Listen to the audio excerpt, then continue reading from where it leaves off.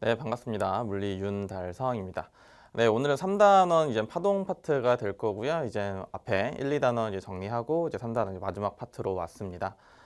파동 파트 같은 경우에는 파동은 이제 개념이 좀 중요해요. 이제 앞에 있는 1단원 역학적 에너지 같은 경우는 좀 이제 계산도 많고 유형도 다양하고 한데 2단원은 마찬가지로 전에도 말씀을 드렸지만 이 단원은 유형이 어느 정도 정해져 있습니다. 그런데 3단원 같은 경우는 친구들이 좀 어려워하는 친구들이 있어요. 그러니까 어려워하는 이유는 뭐 간단한 것 같습니다. 어려워하는 이유는 개념이 잘 안 되어 있는 경우가 좀 있어요. 3단원 같은 경우는 눈에 보이는 것도 아니고 이제 뭐 상상이라고 해야 될까요? 그런 식으로 이제 생각을 좀 해야 되기 때문에 친구들이 개념을 공부하다가 좀 개념을 좀 소홀히 하고 문제부터 푸는 경향이 있습니다. 그러면 이제 문제가 잘 안 풀리게 되고 그러면 이제 계속 악순환이 반복이 되거든요. 그래서 3단원 같은 경우는 개념을 좀 앞에 있는 1, 2단원보다는 좀 더 집중적으로 보고 너무 고난이도 문제보다는 중간 난이도의 문제를 풀면서 좀 그렇게 정리를 했으면 좋겠습니다. 그럼 바로 개념 정리하도록 하겠습니다. 파동이 나오고요. 파동은 에너지의 전달이라고 얘기를 합니다. 에너지의 전달. 그래서 에너지를 전달해주는 전달 물질을 우리는 매질이라고 얘기를 하고요. 매질은 중요한데 매질은 이동을 하지 않아요. 좌우로 이동을 하지는 않고 제자리에서 진동만 하게 됩니다. 그래서 예를 들면 뭐 우리 파도 같은 것도 바람에 따라 밀려오는 거지 이게 물이 밀려오는 건 아니에요. 이게 바람에 따라서 물이 밀려오는 거지 실질적으로는 물이 위아래로 움직인다라고 보시면 됩니다.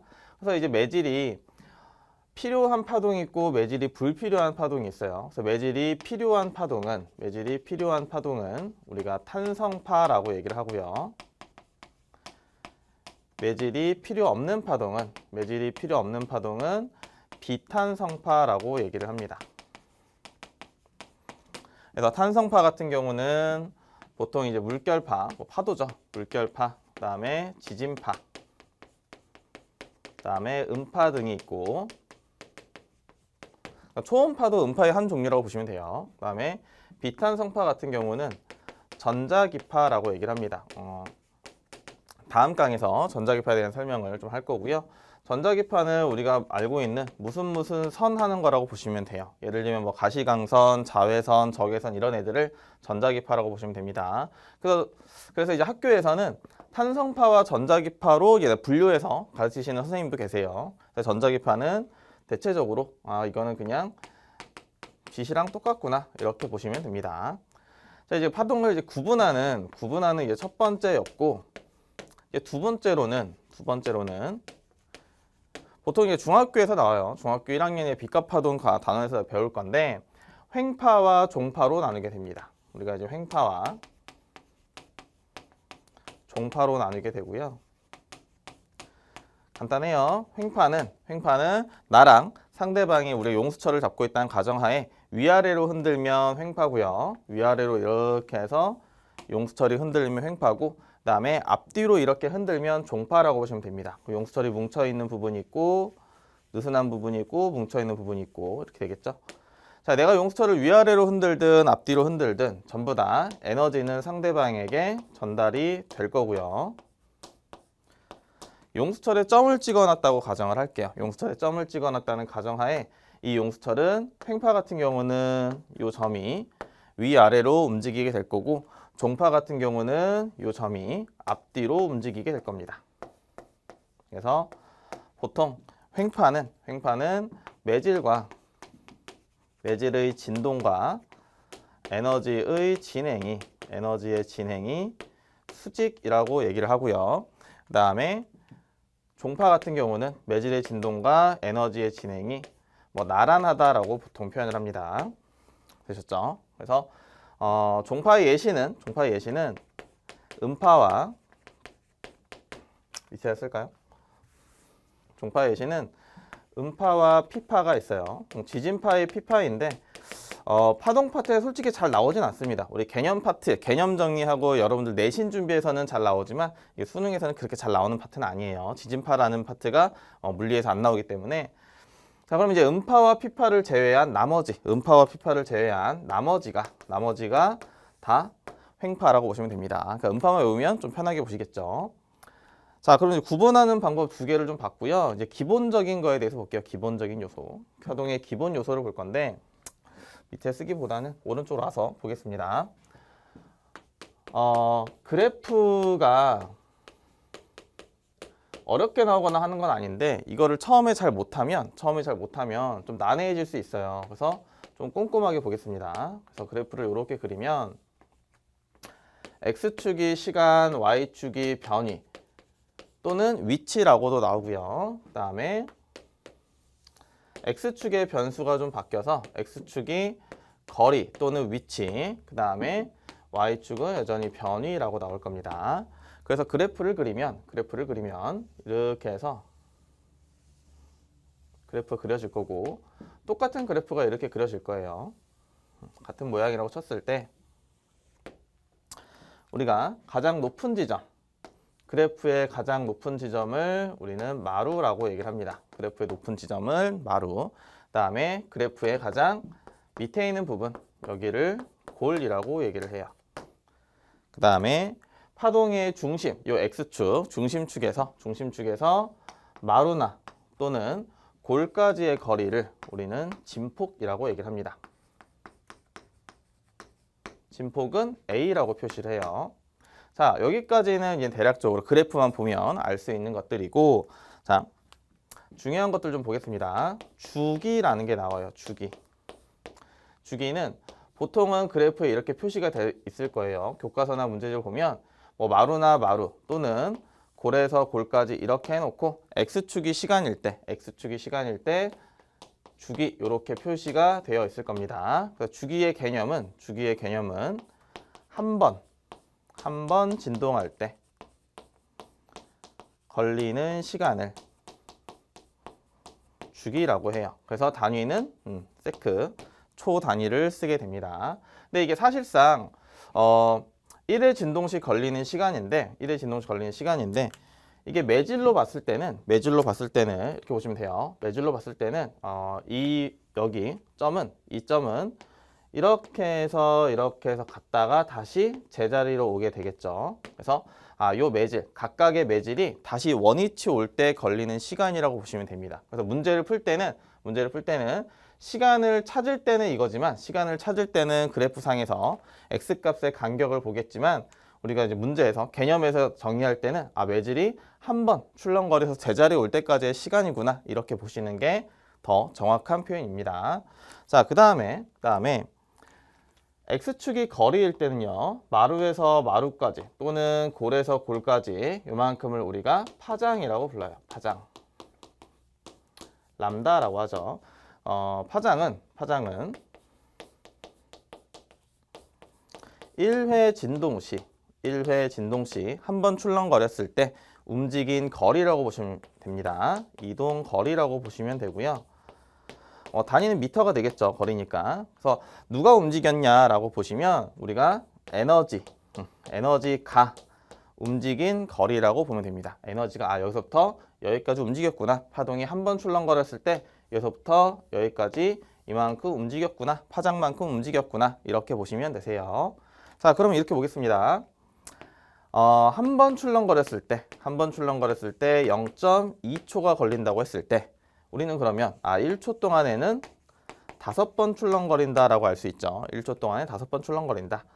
이렇게 1초 동안에 출렁거린 횟수, 1초 동안 출렁거린 횟수를 우리는 진동수라고 얘기를 해요.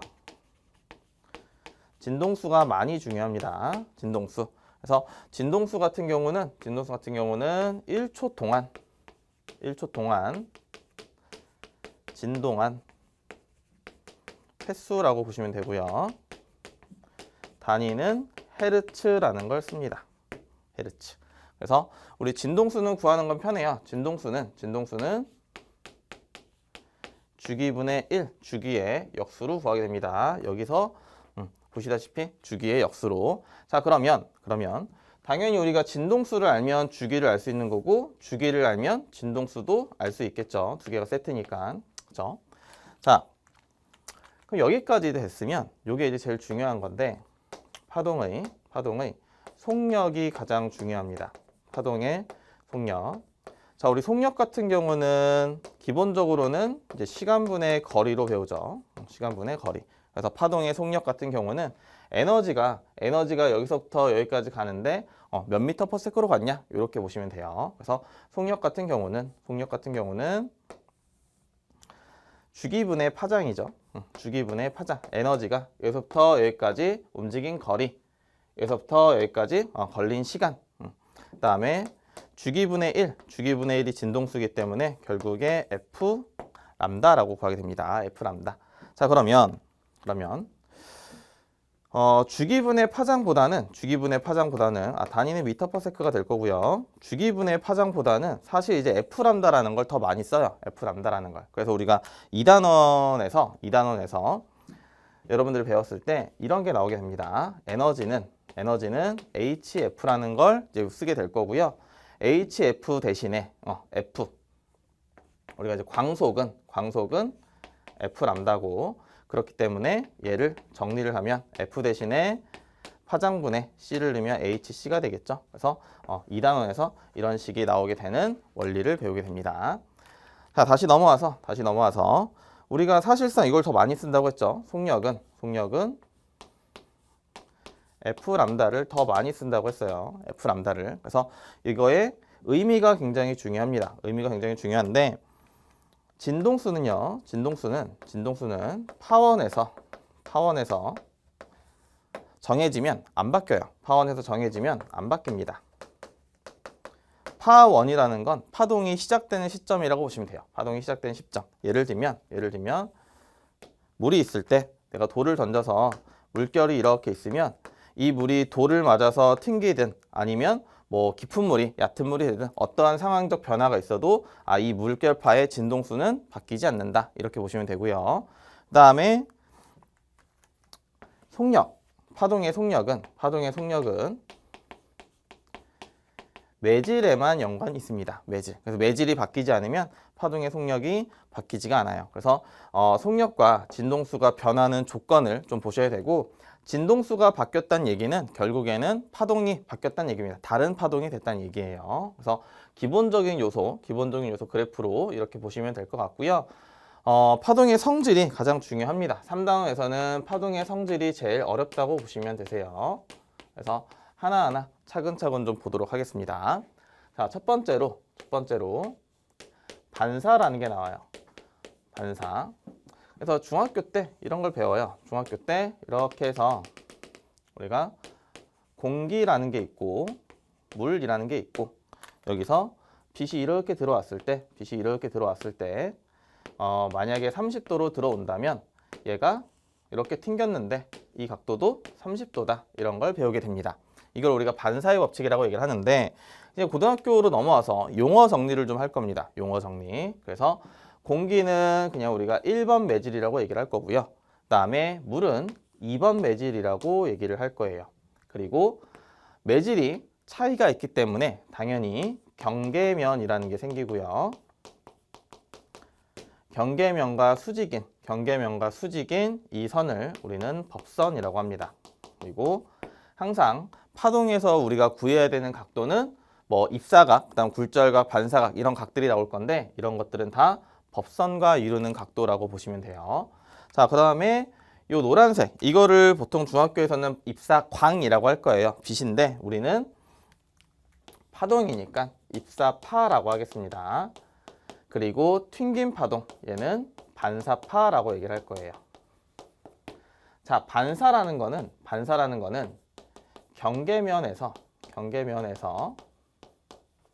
항상 발생하게 됩니다.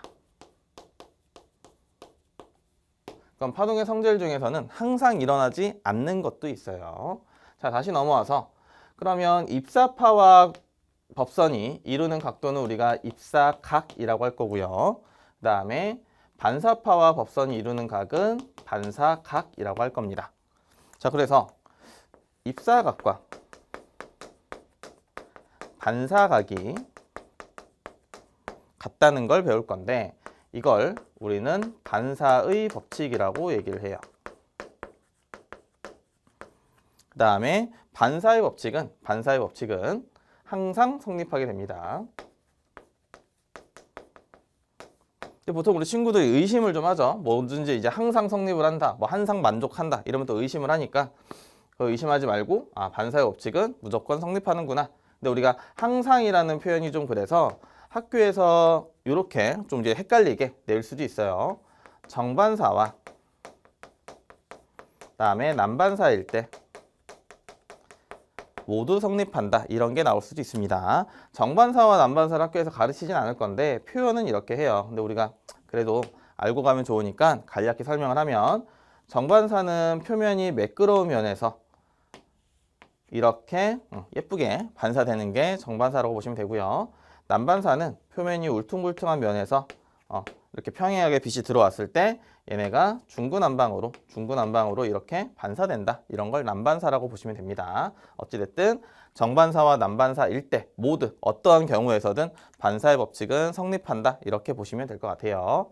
자, 그런데 반사의 법칙도 중요한데 우리가 이런 걸 보겠습니다. 입사파와 반사파에 대해서 좀 볼게요. 자, 입사파와 반사파를 볼 건데 입사파도 공기 중에서 진행 중이고 반사파도 공기 중에서 진행 중입니다. 입사파도 공기 중에서 1번 매질에서 진행이고요. 그 다음에 반사파도 1번 매질에서 진행 중이에요. 우리가 뭐라고 했냐면 매질이 똑같으면 어떠한 상황에서든 파동의 속력은 변하지 않는다고 했습니다. 그래서 입사파의 속력과 반사파의 속력은 같게 됩니다. 그리고 진동수는 항상 똑같다고 했죠. 입사파의 진동수와 반사파의 진동수는 같게 돼요. 파동이 어떻게 변하든 간에 한 번 정해진 진동수는 안 바뀐다라고 얘기를 했고요. 진동수가 똑같으니까 당연히 주기도 같고요. 그 다음에 마지막으로 V는 F람다니까 입사파의 파장과 반사파의 파장도 같게 됩니다. 결국 뭘 얘기하는 거냐면 매질이 똑같으면 파동의 각각의 구성 요소들의 값이 항상 똑같다예요. 항상 똑같다. 그래서 이것만 알고 있어도 좀 이제 보기 기억, 니은, 디귿 중에서 하나 정도는 여러분들이 이제 걸러낼 수 있을 겁니다. 그래서 반사의 법칙도 당연히 중요하지만 각도가 같다는 것도 중요하지만 매질이 같을 때는 속력이 같다. 그리고 나머지 구성 요소들도 다 값이 같구나. 이렇게 보시면 되세요.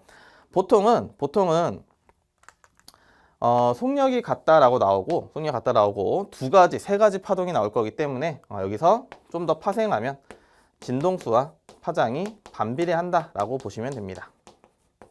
요거는 우리 문제풀이 편에서 조금 더 자세히 하도록 하겠습니다. 자, 첫 번째 성질 반사는 여기까지 보시면 될 것 같고요. 두 번째 회절에 대해서 볼게요.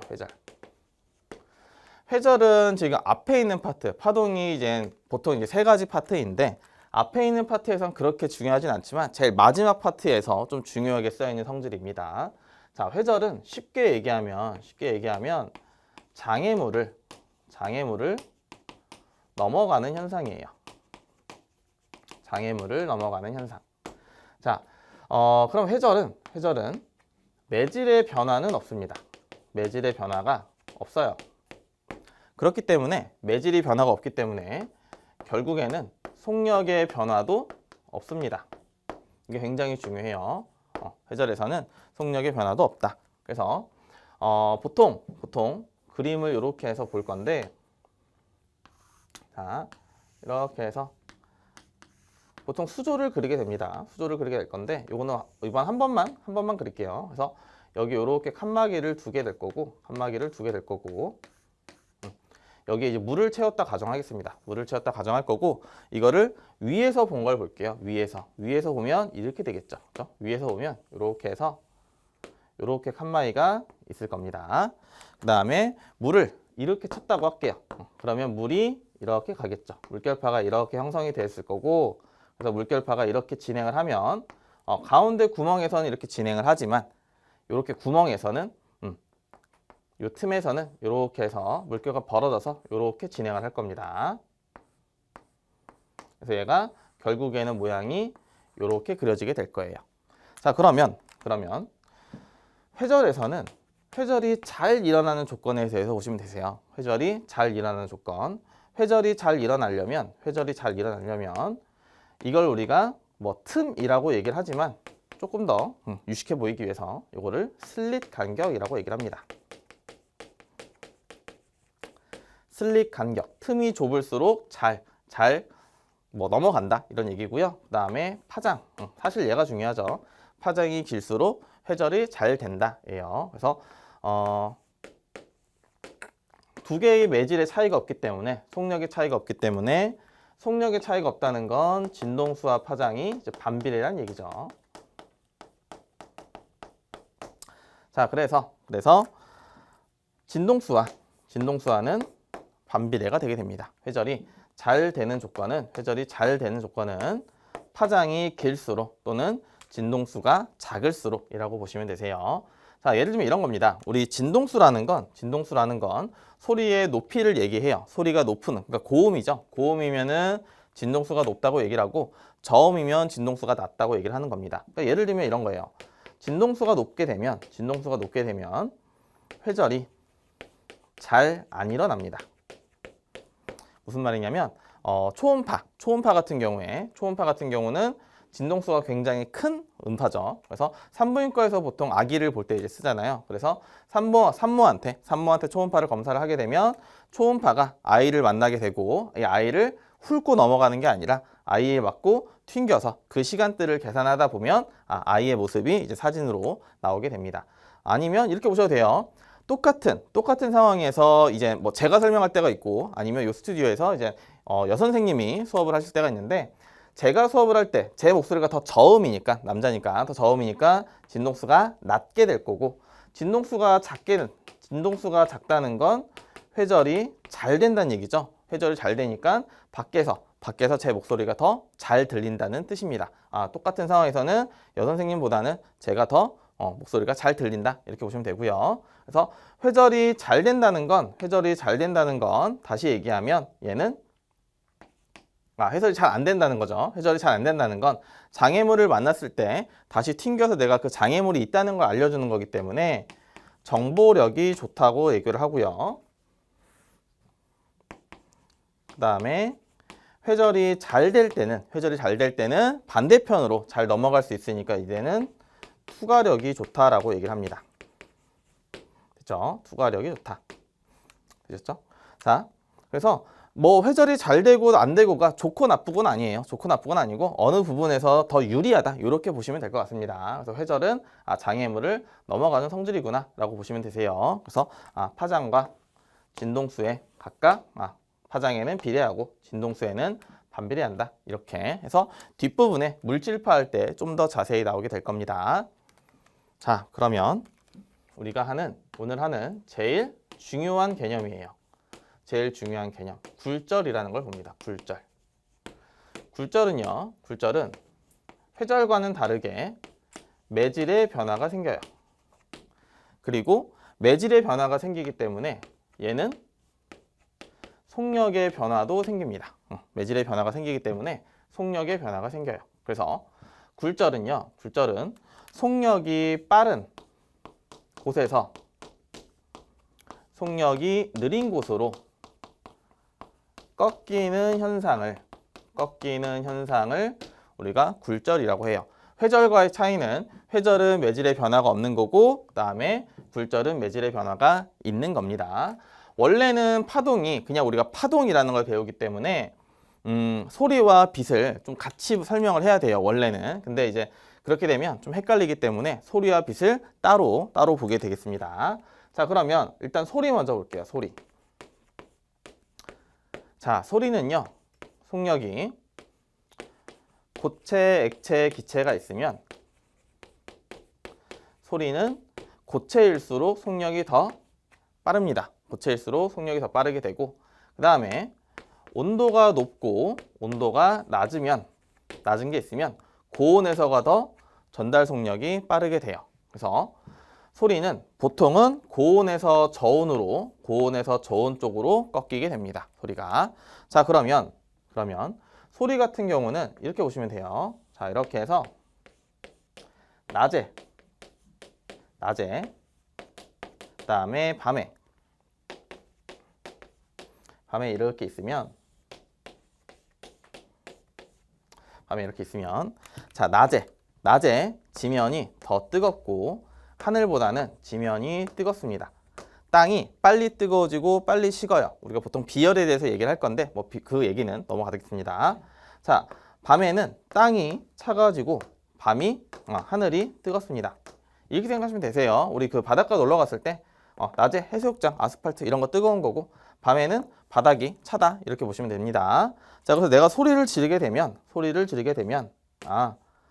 낮에는 고온에서 저온으로 이렇게 꺾이게 될 거고, 그다음에 밤에는 여기서 이렇게 고온에서 저온으로 아래로 꺾이게 될 거예요. 그래서 낮에는 소리가 위로 꺾이고 밤에는 소리가 아래로 꺾인다 이렇게 보시면 됩니다.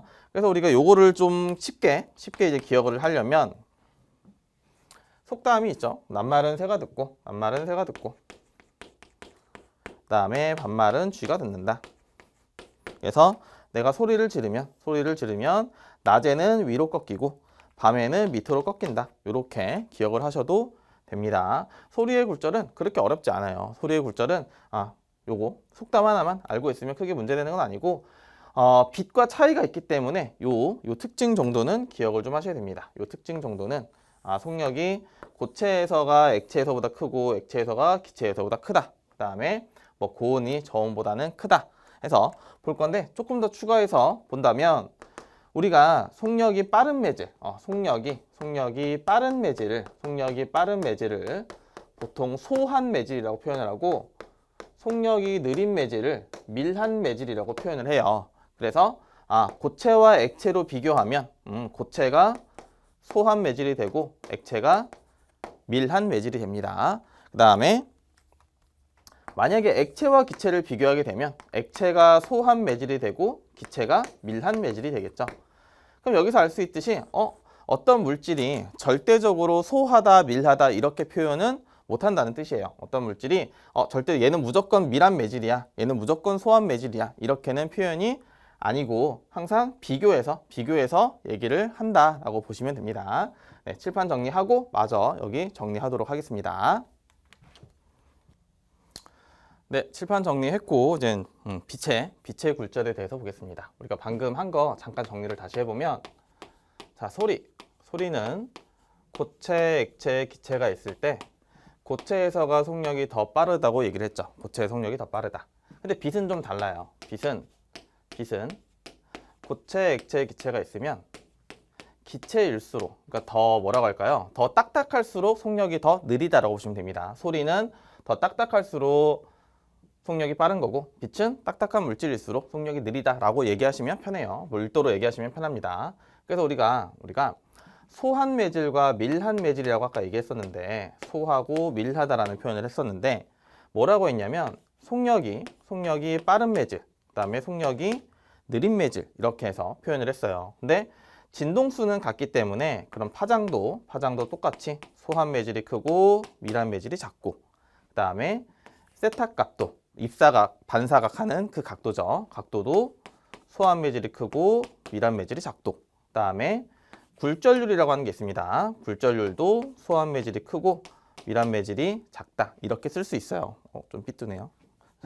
그리고 자, 그러면 우리가 이렇게 봤을 때 결국에 우리가 뭘 하려고 하는 거냐면 굴절에서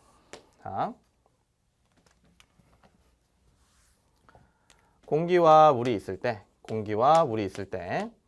이렇게 있다면, 자, 경계면이 있을 거고 여기에 빛이 들어왔을 때 얘는 직진으로 향해 가지는 않을 거고 위로 꺾이든 아래로 꺾이든 할 겁니다. 위로 꺾이든 아래로 꺾이든. 자, 이게 빛이에요. 보라색으로 보겠습니다. 빛일 때는 자, 공기가 더 느슨하죠. 공기가 느슨하기 때문에 공기가 소한 매질이 되고 물이 밀한 매질이 됩니다. 그랬을 때 소한 매질의 각도가 밀한 매질의 각도보다는 커야 되기 때문에 각도 이렇게 해서 꺾인다고 보시면 돼요.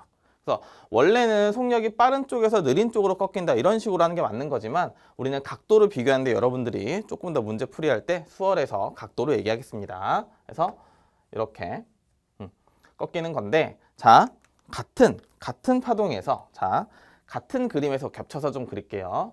소리라고 하는 애가 있어요. 소리. 아까 소리죠. 소리를 아까처럼 낮과 밤 이렇게 얘기를 하기도 하지만 가끔은 이런 식으로 표현을 하기도 합니다. 그러면 소리 같은 경우는 이렇게 왔을 때 각도가 소리의 경우는 공기가 밀한 매질이고 물이 소한 매질이에요. 그래서 소할 때 더 각도가 커야 되기 때문에 이 각도보다는 더 커야 됩니다. 그래서 소리는 이쪽으로 꺾이게 돼요. 그래서 많이 좀 헷갈립니다. 그래서 보통은 소리가 이렇게 그림으로 나오진 않은데 혹시라도 나오게 되면 좀 생각을 하셔야 됩니다.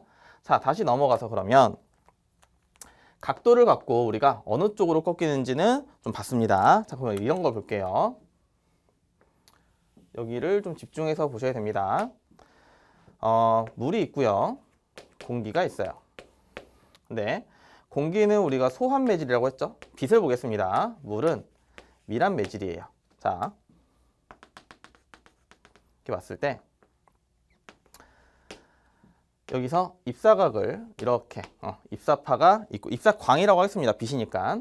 그래서 이렇게 각도를 주면 똑같은 각도로 반사라는 게 있어요. 반사가 주요는 아니기 때문에 대략 그리겠습니다. 그래서 얘는 이렇게 진행을 할 거고 소한 쪽의 각도가 더 커야 되기 때문에 파동이 이렇게 꺾이게 될 거예요. 그래서 입사파, 그 다음에 굴절광이죠. 그 다음에 반사광 이렇게 보시면 됩니다. 자, 내가 좀 더 각도를 크게 줬어요. 좀 더 각도를 크게 줘서 이렇게 썼다고 하겠습니다. 그러면 각도가 좀 커졌죠. 그럼 당연히 이거와 똑같은 각도로 이렇게 해서 반사광이 있을 거고, 자, 입사광과 굴절광이 이렇게 있으면 입사각이 커지면 굴절각도 이렇게 커지게 돼요. 입사각이 커지면 굴절각도 이렇게 커지게 됩니다. 그래서 이 굴절광이 이렇게 커져서 이 경계면을 따라간다고 하겠습니다. 이것도 굴절광이라고 얘기를 해요. 그랬을 때 여기는 이제 90도가 되겠죠. 자, 마지막으로 내가 좀 더 이렇게 해서 각도를 더 크게 줬다고 하겠습니다. 더 크게. 그러면 당연히 얘랑 똑같은 각도로 이렇게 해서 반사가 진행될 거예요. 근데 여기 이렇게 굴절광이 경계면을 타고 있었고 얘가 좀 더 각도가 벌어지게 되면 밑으로 파동이 이렇게 꺾일 겁니다. 근데 우리가 뭐라고 했었냐면 같은 매질, 입사도 지금 입사광도 물에서 진행하고 반사광도 물에 진행하고 이렇게 꺾인 파동도 물에서 진행하니까 그럴 때는 우리가 매질이 같을 때는 반사라고 표현을 해요. 그럼 얘는 굴절되는 게 없이 전부 반사했기 때문에 우리는 이런 걸 전반사라고 얘기를 하는 겁니다. 전반사. 자, 그럼 전반사에서 입사각이 90도인 굴절각이죠. 굴절각이 90도인 입사각이 있어요. 굴절각이 90도인 요 각도죠, 요 각도. 그렇죠? 노란색으로 하겠습니다. 요 각도. 우린 이 각을 IC라고 해서 임계각이라고 불러요. 임계각. 이렇게 얘기를 하게 됩니다. 임계각. 자, 그러면 전반사라는 걸 하기 위해서는 요 보라색 각도가 임계각보다는 크게 되겠죠. 보라색 각도가 임계각보다는 크게 될 겁니다. 되게 잘 쓴다고 생각하는데 지금 모니터링을 하니까 글씨가 되게 삐뚤네요. 자, 다시 쓰겠습니다. 임계각은 굴절각이 90도인 입사각. 자, 근데 이런 걸 볼게요. 우리가 이렇게 해서 공기 이렇게 볼까요? 유리라고 치고요. 물이라고 하겠습니다. 물. 그러면은 물은 물은 빛의 입장에서 소한 매질이 되고 유리는 밀한 매질이 되겠죠. 더 단단하니까. 자, 그랬을 때 빛을 쏘게 되면 이 빛은 밀에서는 각도가 작아야 되니까 이렇게 꺾이게 될 거예요. 이렇게. 그렇죠? 이렇게. 그러면 각도가 조금 더 커졌다고 가정을 할게요. 그래도 각도는 굴절각은 작아야 되니까 위로 이렇게 꺾이게 될 겁니다. 그러면 소에서 밀로 쏘면 굴절된 녀석들이 다시 자기 소한 매질로 올 수가 없어요. 그래서 이때는 전반사가 일어나지 않습니다. 자, 그러면 전반사의 조건을 좀 보자면 첫 번째, 두 번째, 세 번째 순서가 중요한 건 아닙니다. 순서가 중요한 건 아니고요. 입사각이 임계각보다는 커야 됩니다. 이상 아니고요. 초과입니다. 초과. 입사각이 임계각보다는 커야 되는 거고, 두 번째, 반드시 밀한 매질에서 소한 매질로 써야 됩니다. 소한 매질로. 그다음에 같은 맥락인데 굴절률이 큰 매질에서 굴절률이 작은 매질로 써야 돼요. 이게 이제 전반사의 조건이 됩니다. 전반사의 조건. 그럼 전반사를 이용한 것 중에 광통신이라는 게 있어요. 전반사를 이용한 것 중에 광통신이라는 게 있고, 광통신은 광섬유를 통해서 정보를 주고받는 겁니다. 그래서 광통신은 보통 정보를 빛으로 바꿔서 전달해주고 우리가 그 빛을 받으면 다시 정보로 바꿔서 확인한다. 뭐 이런 거라고 보시면 되세요. 그 다음에 광섬유는 보통 유리나 또는 플라스틱으로 구성이 되어 있기 때문에 한번 끊어지면 보수하기가 쉽지가 않습니다. 일반적인 전기통신, 구리전선으로 하는 전기통신과는 다르게 한번 끊어지면 보수가 어렵다. 대신 속력이 굉장히 빠르겠죠. 빛을 이용하니까. 그래서 뭐 도청이라던가 아니면은 뭐 개인정보 유출 이런 것들이 조금 이제 힘들게 됩니다. 정보 유출이죠. 유출이 좀 힘들게 된다라고 보시면 될 것 같고요. 내신용이라서 잠깐 얘기했습니다. 자, 광섬유 같은 경우는 이런 식으로 그림이 되어 있을 거예요. 이렇게 해서 가운데 선이 있고 거기를 둘러싸고 있는 부분이 있습니다. 이게 여러분들 교재나 이렇게 보시면은 한 겹, 두 겹, 세 겹 이렇게 둘러싸여 있을 거예요. 그래서 1차 클래딩, 2차 클래딩 이렇게 얘기를 할 건데 우리는 그냥 1차 정도만 보도록 하겠습니다. 가운데 있는 걸 우리가 코어라고 얘기를 할 거고요. 가운데 여기를 코어라고 얘기를 할 거고, 그 다음에 코어를 감싸고 있는 거를 클래딩이라고 할 겁니다. 클래드 뭐 상관없습니다. 그래서 코어에서 클래딩인데 이런 거죠.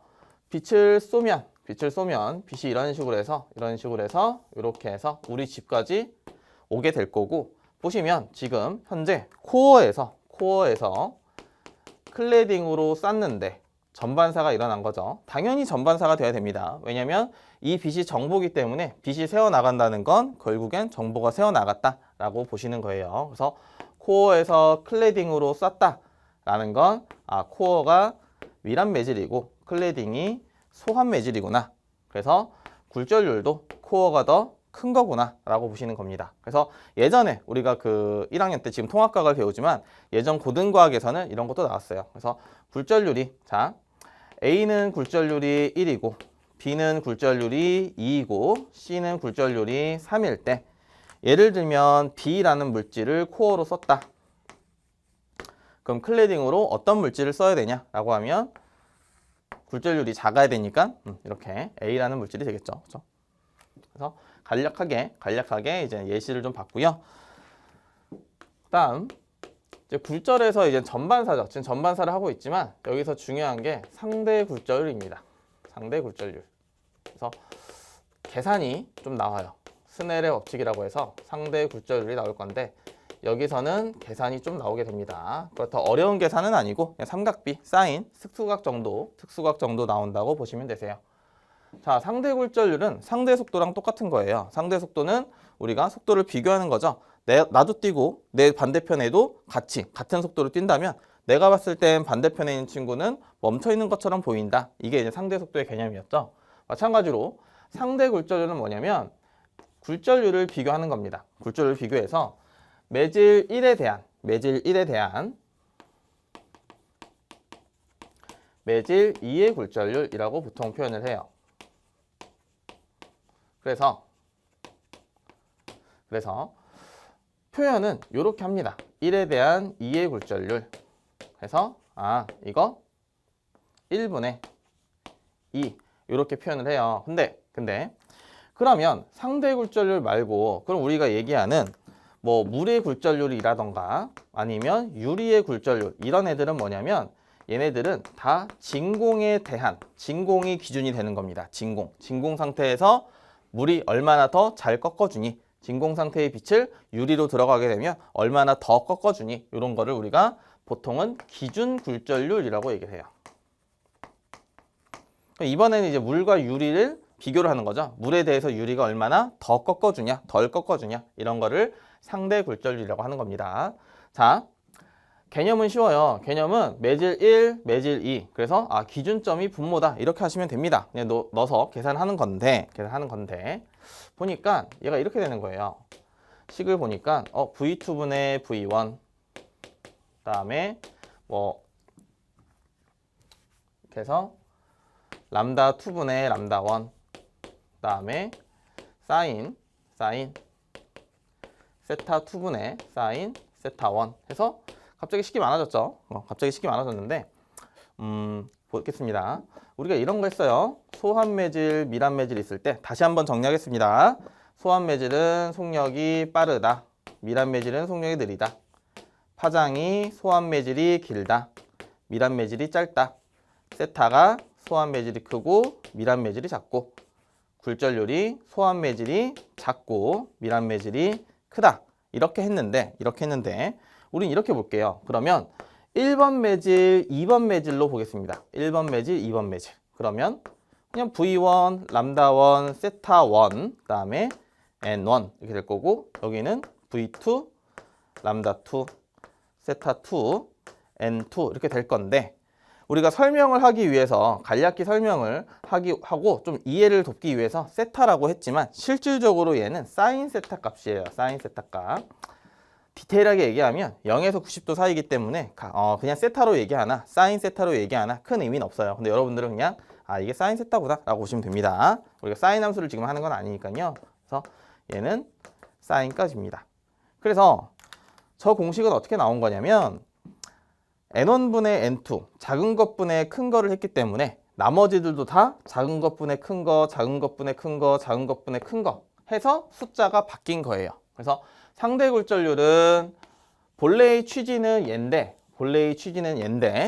보통의 여러분들의 문제에서는 이 공식들이 더 나오게 될 겁니다. 이렇게 해서 연관되어 있구나. 속력과 파장과 각도와 굴절률이 이런 식으로 연관되어 있구나. 이 식이 조금 더 많이 나오게 될 겁니다.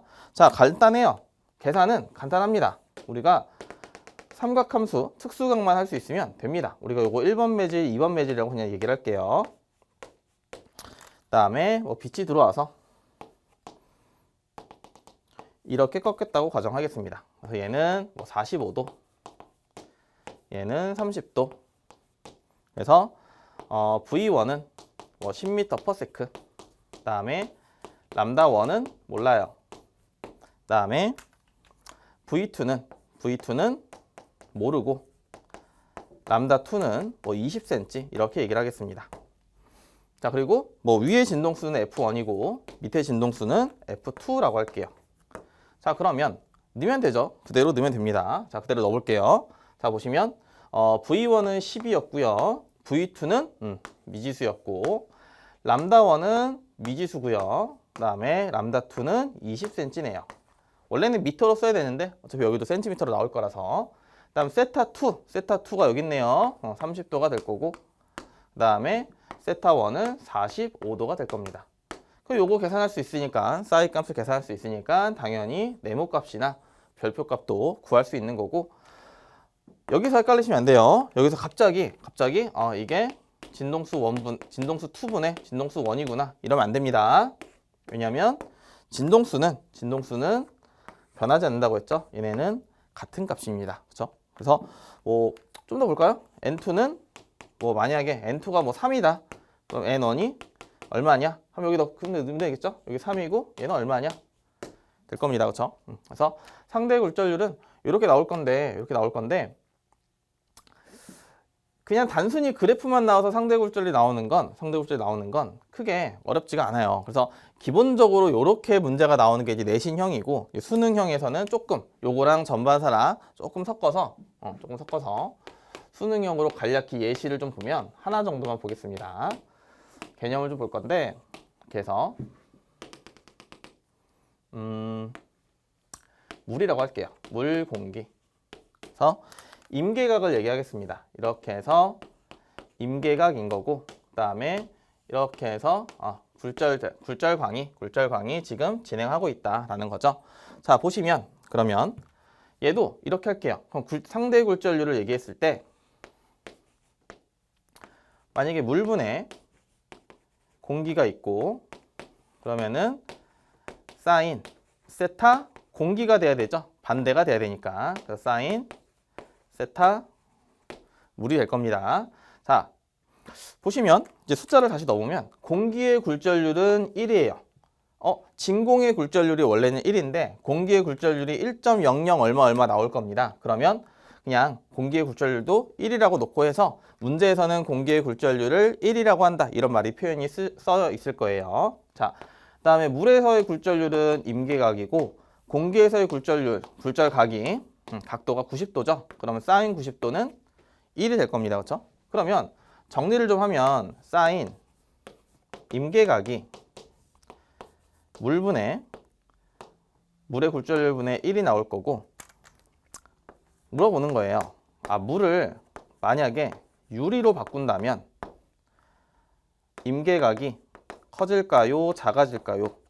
또는 같은 표현으로 전반사가 더 잘 일어나니? 이런 식으로 물어보는 겁니다. 그러면 물에서 유리로 바뀐다는 건 물의 굴절률과 유리의 굴절률이 있으면 물과 유리 중에서 빛의 입장에서는 유리가 소죠. 물이 밀이고 그러니까 굴절률은 물이 더 크게 됩니다. 그렇죠? 그러면 유리의 굴절률이 더 작기 때문에 이 값이 유리로 바뀐다면 이 값이 작아지게 될 거고 그러면 임계각이 커지게 되겠죠. 잘못했군요. 바뀌었네요. 물이 소죠. 물이 소고 유리가 밀이죠. 그래서 물의 굴절률이 유리의 굴절률보다 더 작게 됩니다. 그렇죠? 그러면은 반대죠, 이게. 그래서 굴절률이 유리로 바뀌게 되면 커지게 되니까 임계각이 작아지게 될 거고 그럼 임계각이 작아진다는 말이 결국에는 전반사가 더 잘 일어난다는 뜻이에요. 이렇게 보시면 됩니다. 예를 들면 A 상황과 B 상황이 있는데 임계각이 A 그림에서는 40도고 B 그림에서는 60도예요. 근데 내가 입사각을 둘 다 50도로 해서 진행을 시키면 A 그림에서는 얘는 전반사가 일어나고 B에서는 임계각보다는 저 입사각이 작으니까 일어나지 않죠. 그래서 임계각이 작을수록 전반사가 더 잘 일어난다라고 보시면 됩니다. 그래서 대략적으로 내용을 정리를 좀 하긴 했지만 이 부분이 문제가 쉽지가 않아요. 3단원에서는 전반사와 지금 상대굴절 여기가 제일 어려운 파트라고 보시면 됩니다. 그래서 수능 문제를 보더라도 그렇게 좀 쉽지가 않을 거예요. 대신에 늘 똑같은 그런 유형이 나오기 때문에 문제 풀이를 좀만 이제 집중적으로 하면 문제 푸는 데는 크게 지장이 없을 겁니다. 단 개념을 정리하고 어려운 문제를 풀어야 돼요. 3단원은 특히나 물리에서도 개념적으로 좀 양도 많고 내용도 좀 많기 때문에 다양하기 때문에 개념 정리 확실히 하시고 문제를 풀었으면 좋겠습니다. 네, 저는 다음 시간에 다시 뵙도록 하겠습니다. 감사합니다.